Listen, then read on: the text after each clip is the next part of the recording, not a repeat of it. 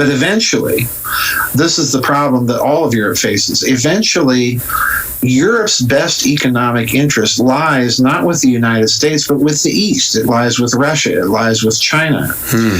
And eventually, I think political realities are going to follow economic realities.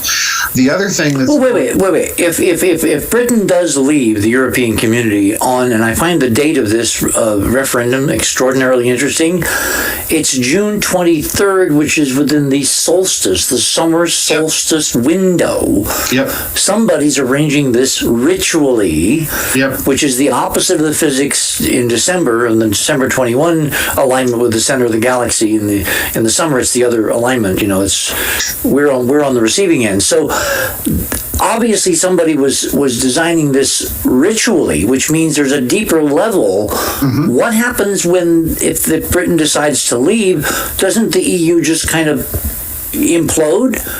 And then what do we have? Do we have a situation back before World War I? No, I think no. I think the EU will implode, but you have to remember something else has happened in the EU. If you look very carefully at France and Germany, the big two in Europe, last year, Rheinmetall Defense Systems, the big German armaments combine, merged with the largest French armaments combine. Yeah. And this is in preparation for the creation of a joint European military that is going to be clustered around the core of a Franco-German military. So in other words, what they are doing, Richard, is Hollande and Merkel are fulfilling an old dream here to create a common European military. And I suspect what they're going to use this for is to get out from under the thumb of NATO. In other words, Europe is doing everything it can quietly to buck Washington. They are bucking the TTIP agreement.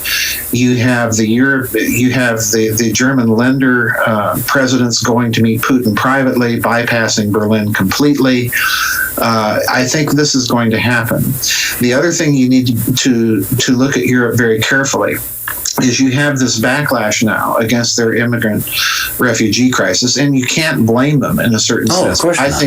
I think this crisis... No, it's almost like, again, going back to social engineering, it's like Syria was created to create the biggest refugee crisis of modern history, to then be followed by political realignments as the mass of people just outweighs the fences, the borders, the governments, everything. Well, let me tell you what I think is going on. If you look at some of the European backlash, a lot of it has already slid into ultra-right-wing fascist models. Yes, France and Austria the other day. Well, there are some people in that community that are not falling into that. What they're trying to do is articulate a voice in defense of European civilization, and they pull no bones. Islam in any form is not condign to it. But what I think this means is that the European Union lacks one thing, and that is a cultural cohesiveness to bind Europeans together as Europeans. So what do? You bring in a completely foreign culture with a very, very different set of hierarchies of virtue and value and so on and so forth in order to highlight what you already possess as Europeans. So you're creating out of this a cultural identity that didn't exist before. People are looking and talking now about European culture rather than French culture or German culture or Austrian or Italian. But this is very, very racist. It's incredibly racist. Very. This is why you see. Because basically, it's white Europeans and their culture against the dark-skinned invading Mediterraneans and their culture. Well, it's sliding into racism in many of those. Like in Sweden, it's gone to hell in a handbasket. Yeah, it's gone. Which brings us back to Donald Trump. My point here is Richard, that you do have other voices in Europe talking not about race but about culture, and that's a very, very different thing. It can be a weasel word, It can be a weasel word, sure. Yeah, it can be a weasel word, but look at how Hitler and those guys started. German culture, folks. What they call it, folk something or other. It was actually Bismarck, Kulturkampf. Ah, yes, okay. But so let's go back to Trump. Trump was the first guy in this cycle to talk about legitimately in public. Wait a minute, maybe we don't need NATO. So what's the gambit there?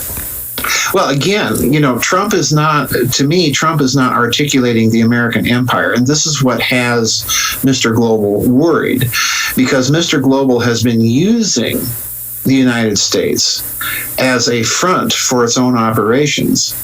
And if he is successful in demolishing or even rolling back a portion of this post-war edifice that's basically been erected to promote those kinds of interests, then he's taking direct aim at the heart of their power. This is why I think he's a factional representative. He's questioning the whole narrative.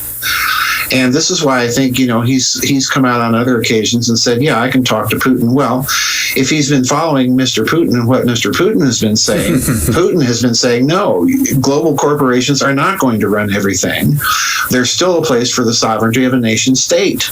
And for its culture. The problem with Trump is, if you think that he's a representative of another faction behind him, he's the most incompetent, amateurish representation possible, or it's such a deep, bizarre, dark strategy. I mean, appealing to the worst common denominator in all of the people voting for him, racism and xenophobia and all, misogyny. And I mean, you put all this stuff together, like today he's attacking this judge for being from Indiana. He's from Indiana, for God's sake. He's a Hoosier. I have two sisters who are Hoosiers.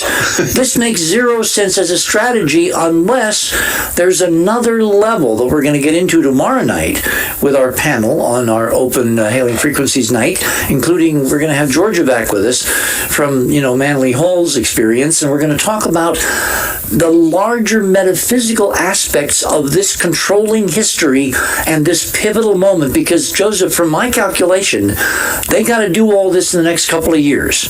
2016, 2017 is when the physics peaks, when whatever is going to be instituted has to be in place, or else we win, they lose.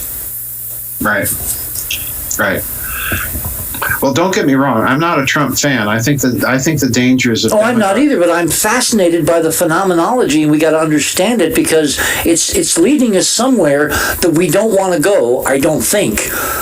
But it's like there's so much confusion. It's almost like it's a deliberate psyop to confuse at a psychological level people to where the same guy says today black is black, then tomorrow it's white. No, and tomorrow afternoon it's yellow. Well, that's my reading of Trump is really trying to make sense of the phenomenon rather than make sense of him.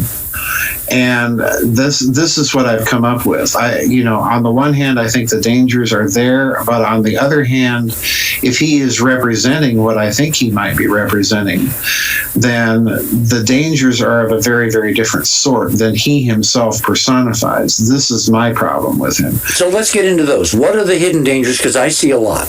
Oh, I see a lot too. Because for one thing, if you have this alliance with disinfected Rockefeller factions and the mafia, then essentially you're dealing with banking and financial fraud. You're dealing with a criminal underground that essentially wants to use the United States as a front for its continued illegal financial activities. This to me is the huge problem. So in other words, if you think there's corruption now, just wait.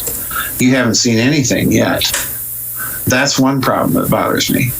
And in that scenario, what you really have is you have the U.S. federal government then being used for not just private interests, as we've seen happen in the past 15 years. You're seeing it being used for the very worst elements of private interests. This is my big problem with it. And whether or not those two factions, if indeed he's representing those two factions, whether or not those two factions can live with each other long enough. Mm-hmm. This is the other problem. You're dealing with oil and Scotch tape. How do you put those two together? They're not going to stick very long. So that's my other problem with that. So this is going to play out any number of ways. But on the other hand, look at Hillary. My problem with Hillary is the email scandal, the Clinton Foundation scandal. So she gets into office, and what does she become? She becomes a very, very weak president. She's easily blackmailed. Oh my God! Yes. Yeah, easily manipulable. And then we have Bernie Sanders. Well, if you want socialism, go to Venezuela and see how it works for you. Yeah, but he's not advocating socialism. Bernie Sanders is as much as a socialist as my grandfather was, who was a good Eisenhower Republican. Everything Bernie's talking about, Eisenhower started. He just is talking about finishing. Like what? Well, for instance, during the beginnings, after the war, after World War II, during the post-Korean thing, we launched into the most incredible civil service project, the international highway system, based on the one in Germany, right? And it knit together the country. This was under a Republican administration. Right. All right. Well, what Bernie's proposing to do is similar government projects that will increase efficiencies, like, for instance, college. Without college, you cannot be a citizen. College is essential for an economic electorate that actually can make the country money. So the idea might have disagreements there, because I'm not, as you know, I'm not wildly enthusiastic about the state of American academia. That's a separate issue. How do you change academia? But in other words, he's talking about an educational level, which used to be, we talk about public education from kindergarten through high school. That used to be sufficient. It's publicly funded. We fund it with property taxes, et cetera, et cetera. Bernie is saying, let's move the goalposts and now include community college, because you can't be a citizen in the 21st century unless you have more than high school. Give me a break. I would disagree strongly there, because I'm just telling you what he's proposing. I understand, but I would disagree with him there. We don't need more government involvement in the educational system. The reason that the educational system is such a shambles is because of the essentially fascist policies, mercantilist policies pursued by governments and corporations. I really think going all the way back to World War I, if not before. So, again, I'm not on the Sanders train at all with you, Richard. Well, if you want change, I mean, to me, this coming election represents three things. If we get Trump, I see us sliding into the Nazi international future very easily, because he doesn't know what he's doing. And if you say he's representing somebody, they don't seem to know what they're doing.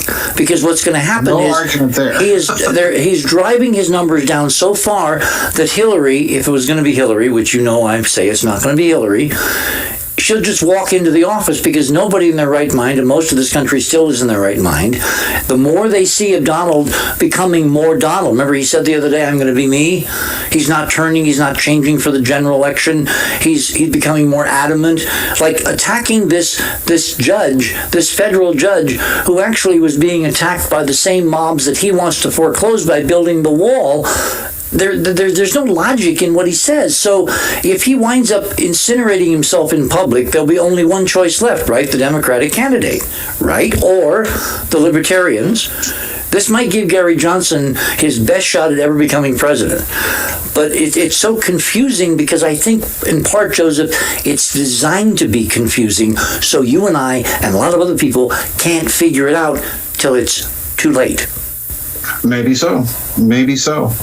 You know me. I'm thoroughly bipartisan. I will not vote for either major political party. I just won't. Okay, we got about a minute here at the end. Anything you want to plug till we see each other again? Yeah, they can get the book on my website. I was just informed before the show tonight that Amazon is already out of stock on the fantastic. book. It's an excellent book. I'm 3/4 of the way through it. I haven't got to the part 2 yet. I can't wait. Joseph, thank you so much for being on the show. Thanks for having me back on, Richard. And there's our music.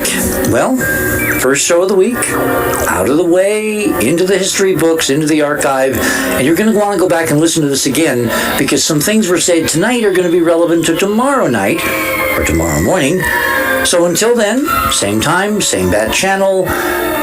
Remember, third star on the left, straight on till morning. Good night, everyone.